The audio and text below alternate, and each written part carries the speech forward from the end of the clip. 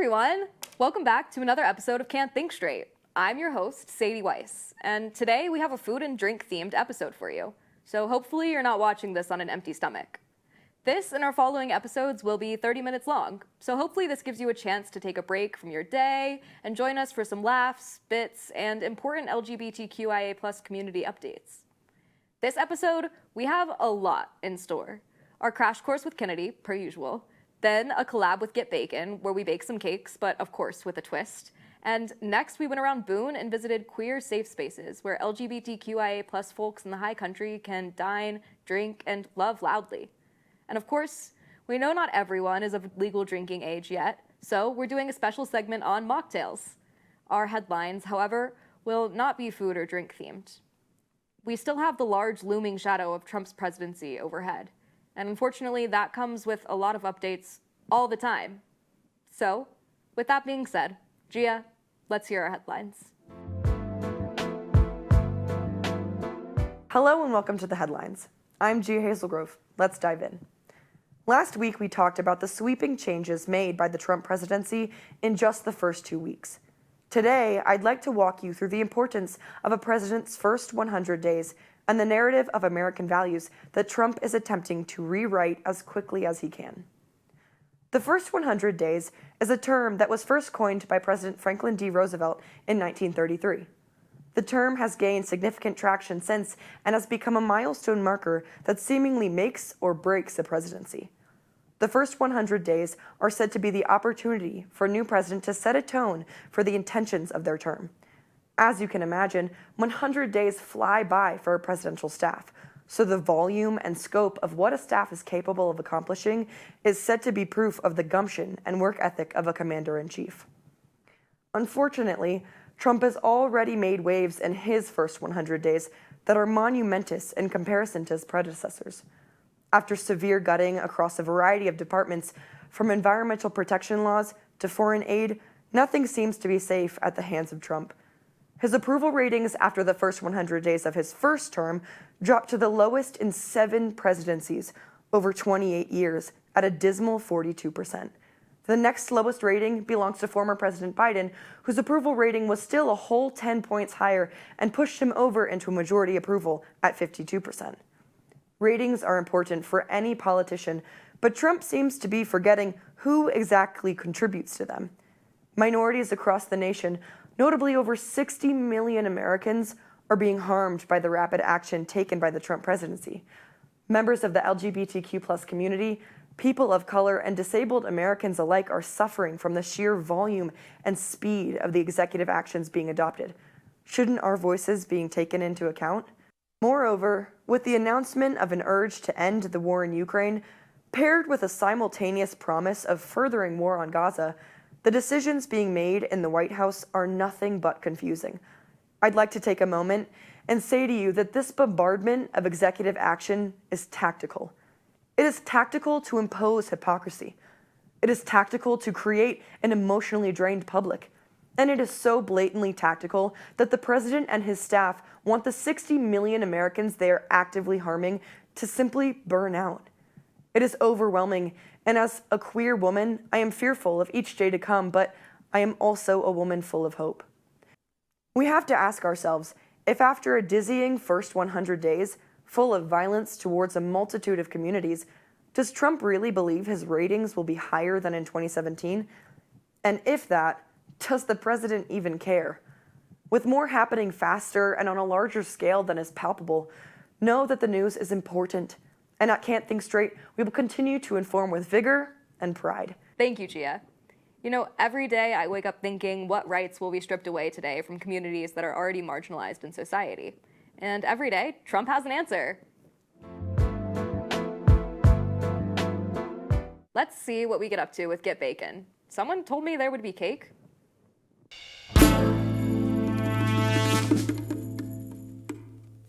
Oh my gosh. Hey everyone, I'm Sadie. And I'm Ash. And today, Can't Think Straight is collabing with Get Bakin in the kitchen. We're going to be showing you guys how to make Gay Awakening and Hear Me Out cakes. And we have some special guest judges coming. Kylie and Austin and Davis are going to come and tell us which cake is the best or the worst. So yay, join us on this journey. It'll be so fun. All right, we have Can't Think Straight's first team here. Why don't you all introduce yourselves? I'm Ariana. I'm Chris. And I'm Kennedy. And they don't know what cake they're gonna choose because we're making everyone blind pick for the drama of it. Boom. Whatever. All right, next team, get out of here. So we have team number 2 here. Why don't you guys go ahead and introduce yourselves? I'm Hugo. I'm Gia. And I'm Sarah. All right, get out of here, Can't Think Straight group number 2. Ina. Oh my gosh, guys, this is team number 1 for Get Bakin. Why don't you all introduce yourselves? I'm Ash. I'm Marguerite. I'm Logan. Wow. All right, that was kind of high. Get out of here, guys. Get out of here. All right, and we have team number 2 for Get Bakin. Why don't we introduce ourselves? I'm Madison. I'm Anne. Lovely. All right, that's all our teams, so let's get to bacon. Hey guys, so we're doing the first bit of blind draws so that they have no idea what they're cooking, baking, I mean, and Ari's our first to draw. Close your eyes. I'm gonna do Get it in like there. this. Get in that bag. Put the bag. Yeah, okay. I'm trying to get that super moist cake, guys. You know what I'm talking about. Okay, what'd you get? Super moist! Okay. Chocolate. Per. Close your eyes. Right. Fresh vanilla. Period. And the lastly- last one. Funfetti. How exciting! How fun. Okay. Woo. Welcome to the second blind draw. Now, since Ari pulled the vegan cake, her team has the vegan icing, so they don't get to participate in this blind draw. Womp womp. Okay.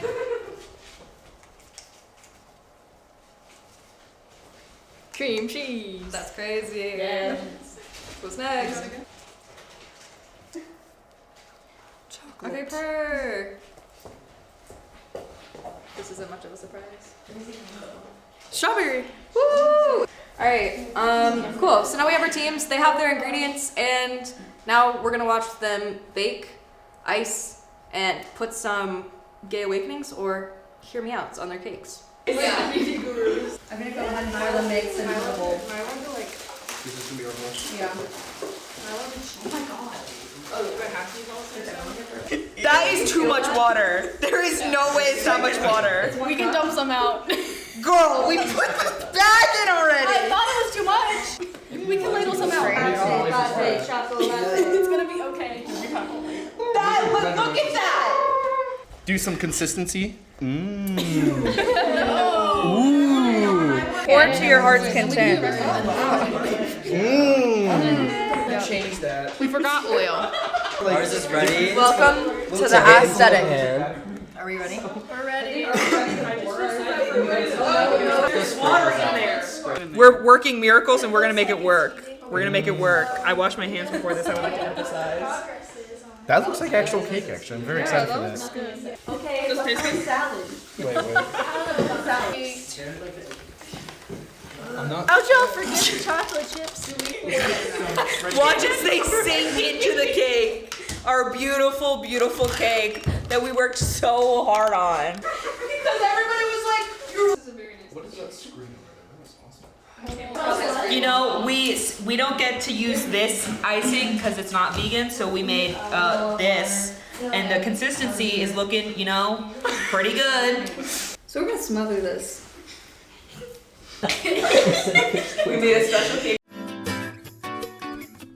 I'm Austin. I'm super excited to eat some cake and be really judgmental.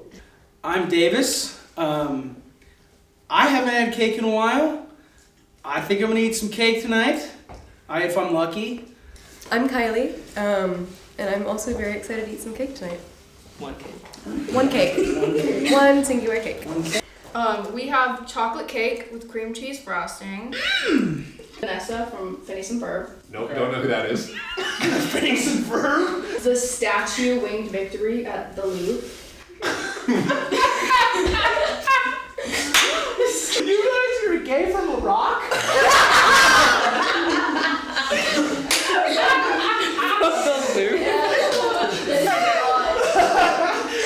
A very pretty rock. A very pretty rock. First I have Schwaz from Henry Danger. Followed closely by Sporticus from Lazy Town. Oh yeah. Bob Duncan. Nice. From Good Luck Charlie, of course. Donkey from Shrek.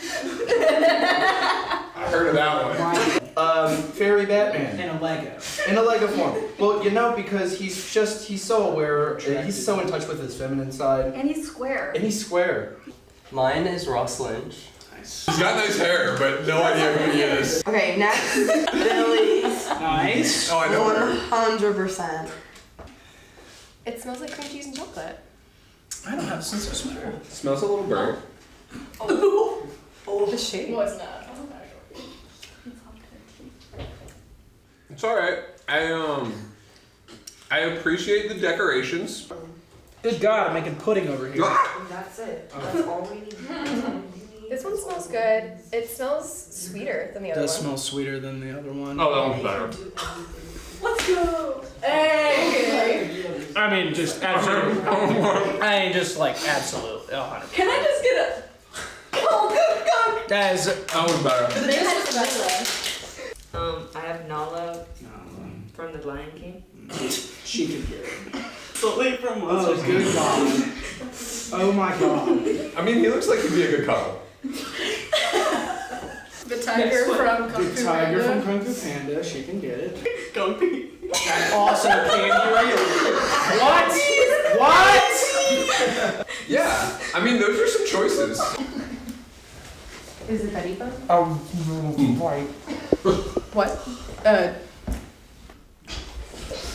I could use a little bit more fun and a little bit less chocolate. I wanted more fetty and less fun. That's not what you're doing. Oh wow. It's I don't smell like the cake should. Davis hates It's a little bit weird texture. it. Tastes Yeah, it's weird texture. It tastes like banana pancakes, but if you put the batter on the griddle, and then you immediately were like, wait, and then took it back off and ate it, like right then. I'm gonna give it to this funfetti, but that was not as bad as it looks. I think that between these two, I'm gonna have to go with the vegan one. I think that if I were the baker in this scenario, what I would have done differently is that I would have cooked it. To be honest with you, this actually tastes good. So it's this one. I picked the funfetti. Yahoo!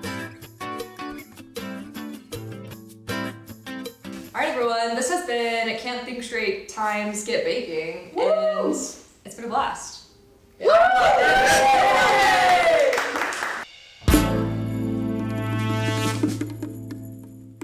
Thankfully, Get Bakin knew what they were doing. I fear we would have had some pretty awful cakes without them.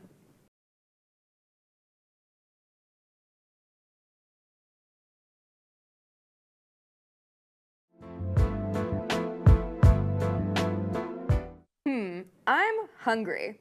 Let's go eat at some queer safe spaces in Boone. Hey, what's up? Hey everyone, it's Sadie. I'm Riley. And it's Logan. And today we are out in Boone eating at safe establishments for the LGBTQ community. And our first stops are Phys Ed and Howard Station. Oh yeah. Hey there. All right. So here at Phys Ed, what we got two things. We have the mocktail, which is the cake and donkey. That one's actually very good. It's a citrusy one, has some mango in there, some yummy margarita mix. I've had it before, very good. And then also we're getting the sloppy mac, which is like mac and cheese on steroids. So it has a lot of stuff. We have like sloppy Joe ingredients, so some truffle parmesan, shredded cheddar. There's some Fritos bits in there, and of course it's mac and cheese, so favored by everyone usually. At Phys Ed, and I got to drink, the Marry Me Martini for Valentine's Day. I am single, I know you're all wondering. I opted to get the Miller High Life classic option. You can't go wrong. My Marry Me Martini. That's precious. Oh my god. Wait. Guys, because imagine if this was you and this was me on Valentine's Day. taste test? Do you want to do a taste? Oh yeah. I'm gonna cheers. Cheers. Cheers.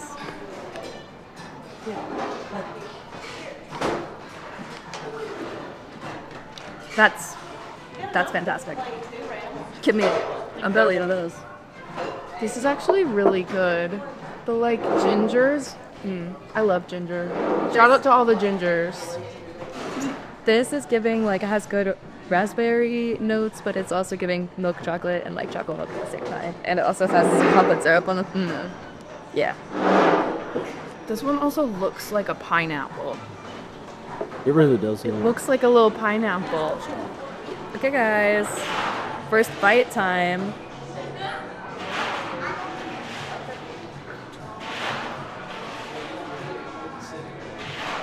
There you go. Oh, wow. Guys, come to Fizz Ed. That's good. It's that easy. Just come eat it. That's really yum. Guys, you have to try this. You have to eat all of it on like a little thing. Because there's so much yummy texture. Dude, that's so good. It's like if you put a walking This one my taco on favorite. mac and cheese. That's so good. Yeah. That's good. Let me get like a. A good aesthetically pleasing bite. You guys get a bite too, don't worry. Here comes the airplane. Bum, ba, bum, bum, bum, bum, bum. This is gonna be my bite now.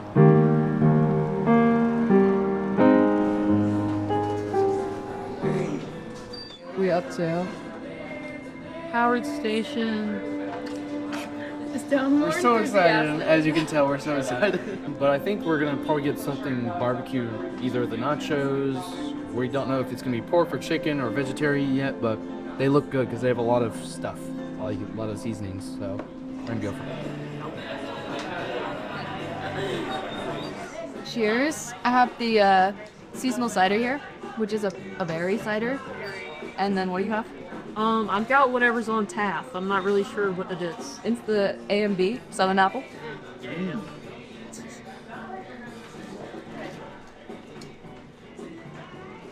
So good.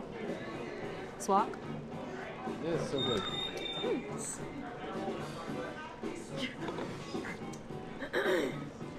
I'll stick to beer. I'll stick to beer.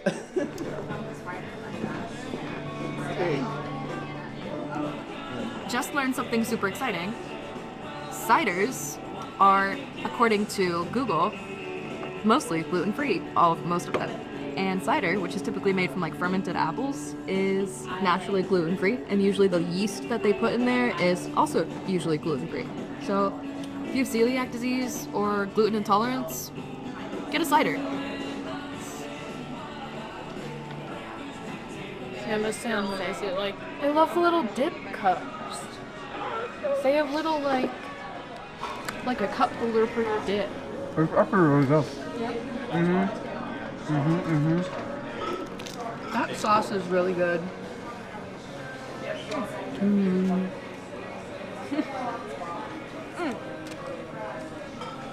Get one last. Sure will. There's a lot of. So I dropped the chip.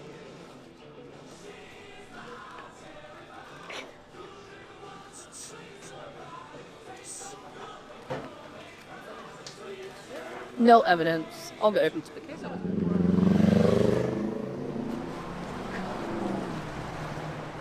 Okay guys, where are we?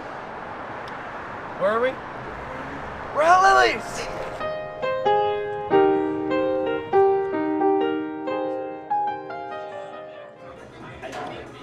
Alright, so what did we get today? Alright, we got Lily's, and Riley and I got hot toddies, because it's cold outside. These consist of lemon, ginger, hot water, a little bit of whiskey, and honey. Very good. Taste test.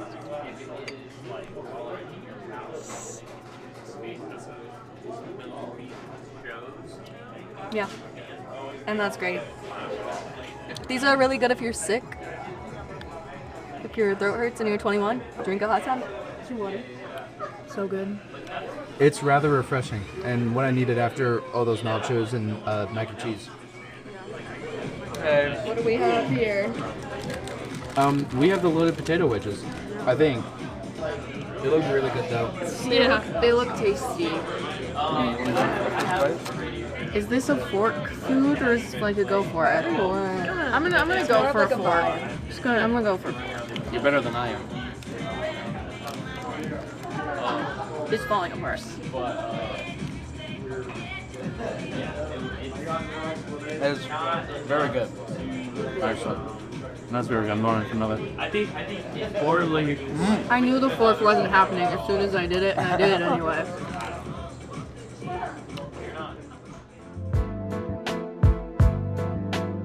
Let's head over to Ari and check out some mocktails that you can sip on as the world burns around us.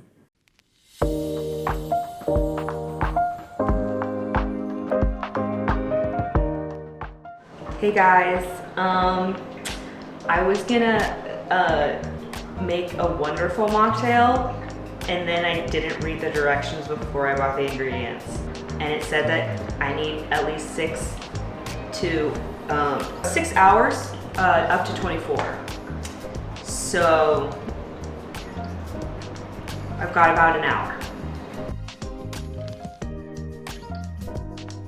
We need two of these bad boys. One, oh my god, that's so much. This is for one? No, it's fine. I didn't drop anything. We're gonna use one. Life has been good, relatively, one would say. Just gonna stick that in there. Don't worry about that, guys. We take the zest. Just comparison, what is this? I mean, yes, mind you, I was supposed to get 2 lemons, but like twice of this to this still would not have been enough, but I digress. I put in there and I rub until fragrant. It is lost among the sugar. Splash, splash. You see that? Yeah. Now I have to add strawberries and chopped lemon fruit and stir well to combine. Fully cleaned. Fully cleaned. I'm gonna chop the strawberries. Chopping now. I'm gonna put these in my nose. There is a fear in my heart that I am doing this wrong, but we're gonna go for it. I'm just gonna say that it's fine, and then it will be fine, because that's how life works. And then I chop this in half, and I'm gonna slice this, because it says it needs lemon fruit. 1, 2, 3, 4 babies, 5 babies, 6 babies, 7 babies. I'm just collecting babies over here. Yay!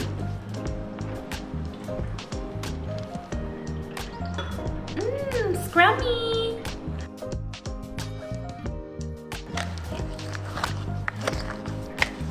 So now that we've stirred this for like a bunch of time and let the sugar dissolve mostly, we're gonna strain it so that you know, we don't have chunks. Wow! Now, in the recipe says to gently press on the fruit to extract the juices.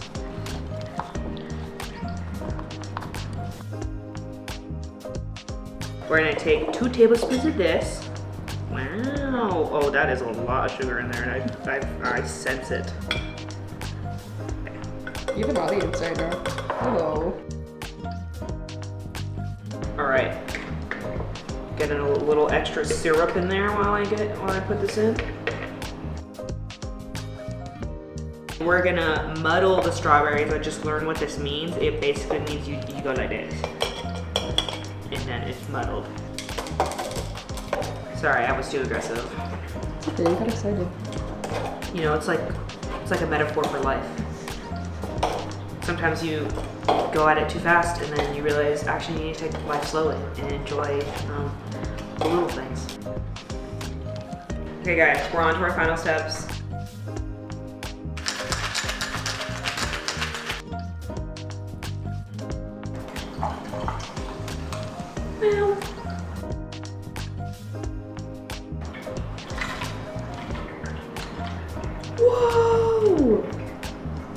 actually pretty cool. Okay. And then I pre-sliced the lemon, guys. I made the drink all by myself. Look how pretty she looks. And I'm so excited to try it. All right, it's time for the big reveal. Oh yeah. No, this is good. This is good. What did you make? That's actually really good. Connor's a real bartender, by the way. Yeah. I see the vision.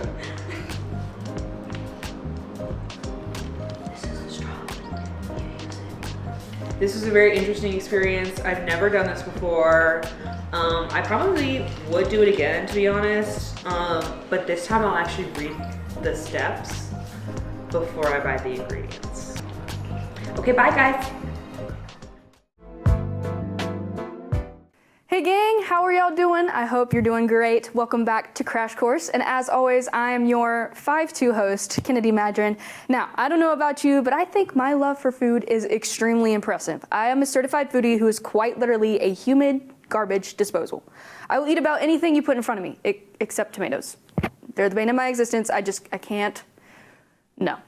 But today's Crash Course is all about food and drink, especially the gay roots behind some of those secretly fruity recipes. So go pop a bag of popcorn and get yourself your favorite beverage and get ready to learn a little something. Gay bars hold a lot of queer history, especially the birth of the gay rights movement after the raiding of Stonewall on June 28, 1969. But the culture of these bars also helped define the culture of the community. And one culturally popular drink, often associated with the gays, is the Cosmopolitan, or for short, the Cosmo. The Cosmo was born right around the gay rights movement and was heavily popular in gay bars around Providence, Massachusetts specifically. It would go through many different versions of itself, eventually making its rounds to gay bars across the West Coast, where it would find its iconic and present form in the 90s. It was then that Sex and the City would help popularize it with the show's character Carrie Bradshaw, whose favorite drink was, you guessed it, the Cosmo. But around this time in the 90s is when the popular gay bar by the name of the G Lounge in New York was born, and adopted both the art of style and design. But with this classic gay bar's signature focal point that tied the bar together, it was the Cosmopolitan. The Cosmo was meant to commemorate the years of its iconic presence in many gay bars and the history of all the gays that loved this drink. Next up, coffee! Yeah, you heard me right. Coffee has some deep roots in the LGBT community, and it's not just about the bi, blue-haired barista who steams the milk perfectly in your latte every morning. After the Boston Tea Party poured all that tea into the Boston Harbor, the popularity of coffee grew, so much so that the sudden influx of caffeine junkies created for more workers to process and make coffee. Many of these workers were men who often lived in communal housing, resulting in many men actually falling in love with each other and having relationships with one another. So the gays have been making your coffee for centuries. Also, this could be why all the queer folk just love iced coffee. It's in our blood at this point. And finally, quiche. Almost every queer person I know loves quiche, and I think it kind of comes from our love of coffee shops and brunch spots. But is quiche actually queer? Well, it turns out it is. In the 1970s, quiche was greatly considered a gay dish and was served at many gay-frequented brunch spots. Now, it's important to recognize that the idea of quiche being gay comes from homophobic roots, deeming the dish as feminine and that real men don't eat quiche. But let's be real. How does eating a quiche make you less of a man? It's quiche. Anyways, cocktails, coffee, and quiche all point to a lot of our current queer culture. One correlation I can make, brunch is for the gays and the gays are for brunch. Queer food is all around us, even if we don't know it. And I think it's time we recognize the cultural contributions the LGBT community are always making in our country and world. That's all I have for you today, my friends. Thanks for joining me on this episode of Crash Course, and I'll see you next time. Thank you so much for joining us for episode 2 of season 8. We could not have asked for a better cast and crew here working tirelessly to make sure that the show runs smoothly. A special thanks to all of you who stuck around with us for a little bit longer than you're used to. I'm Sadie Weiss, and as always, I hope to see you next time on Can't Think Straight.